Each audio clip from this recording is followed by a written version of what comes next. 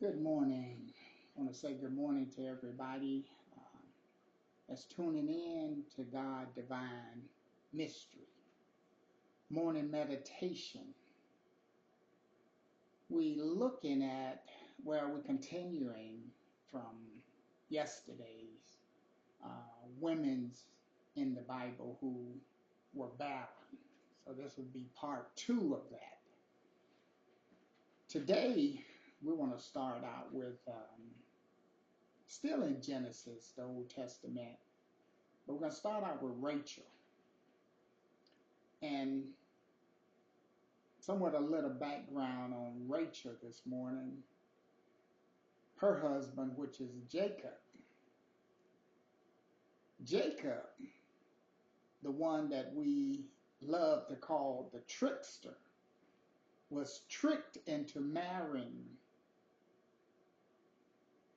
Leah, which is Rachel's older sister. But looking at scriptures, Laban, which was Leah and Rachel's father, said that Jacob couldn't marry Rachel by her being the younger daughter before the older daughter got married. So they tricked him into marrying Leah first, and then he was able to marry Rachel. So now Jacob got 2 sisters. One he loved and one he don't. Now, that's something. That's a conversation to be had. But thank God. God knows everything. Even though he may not be in it with you when you're doing stuff that's not according to his will. But God is always there looking over every situation and waiting for the person to ask for help if they need it. So before Jacob could get his real love, he had to end up marrying Leah.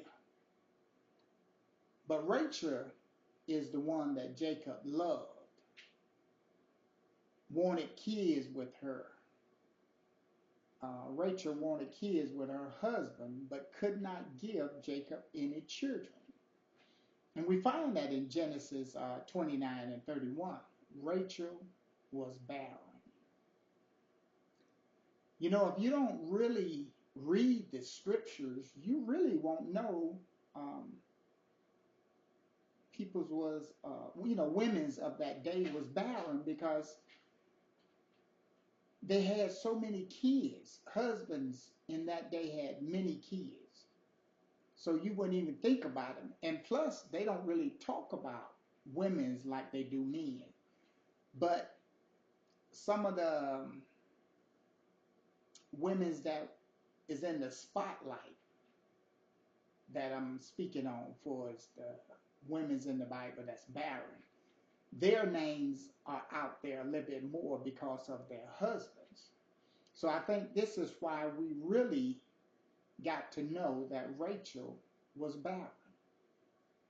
And you find that in Genesis 29 and 31. But I'm going to move on to chapter 30 in the first verse. Rachel was envy of Leah because Leah was able to have kids with Jacob, but Rachel was not. So Rachel was envied with Leah and said to Jacob, give me kids,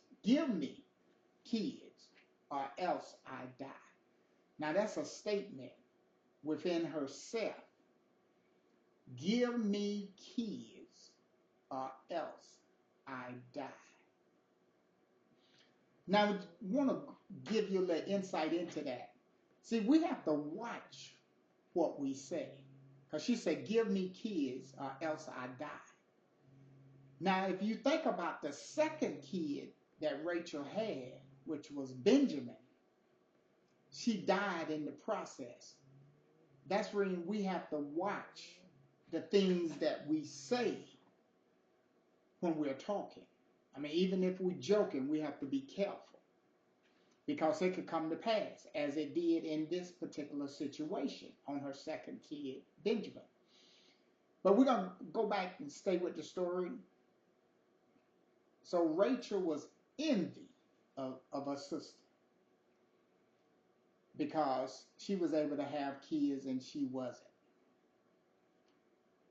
Genesis 30:2 said, Jacob became angry with Rachel and said,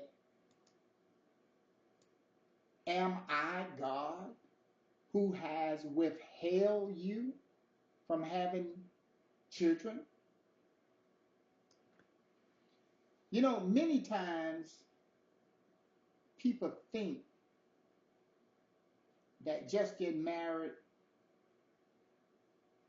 that you can just have kids whenever you want to. But it's not true. And it's showing you this, that many people in the Bible have been married for many years and haven't had kids at all. Now, Jacob was kind of upset with his love, you know, the one that he really loved, Rachel. And I think Jacob kind of understood that it's God who gives you kids. He was letting Rachel know God is the one that had withheld you from having children. That's when we have to go to God in prayer ourselves. We don't need other people to go for us. We have to go ourselves because God hears our prayers when we make supplication unto him. Now that answer that Jacob gave to Rachel about God withheld children from you, many people think they are the cause of them not having children. But only God can give you a child. I mean, we have to know that. It don't matter how much technology and science that we have and the experiments that they do. Except God give you the kid, he is the creator of everything.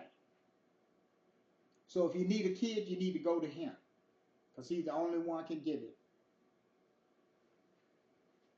So you can't plan and say, I'm going to have it this year. No.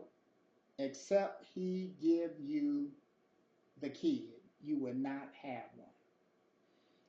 Psalm 127:3 said, children are a gift from the Lord. They are a reward from him. So Psalm 127 is letting us know children are a gift from the Lord to us. He loaned them unto us. It's a reward from him to us. We must read the Bible and understand our Creator, how he bless us. And he wants us to train them up in the way that they should go so that they will follow the Lord as we follow the Lord. Genesis 30:22 said, and God remembered Rachel. Now, Rachel done had a talk with the Lord. Now, Genesis 30:22 said, and God remembered Rachel, and God hearkened to her. In other words, God heard what she said and opened her womb. And she conceived and bare a son and called his name Joseph. See, when you talk to the Lord, he'll give you what you need. He'll give it to you. She told him she wanted a son. Now she have a son named named Joseph.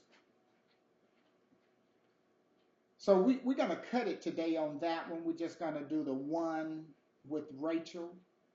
But come back for the continuation of part 3, and we're going to continue with the barren women of the Bible that have made a great impact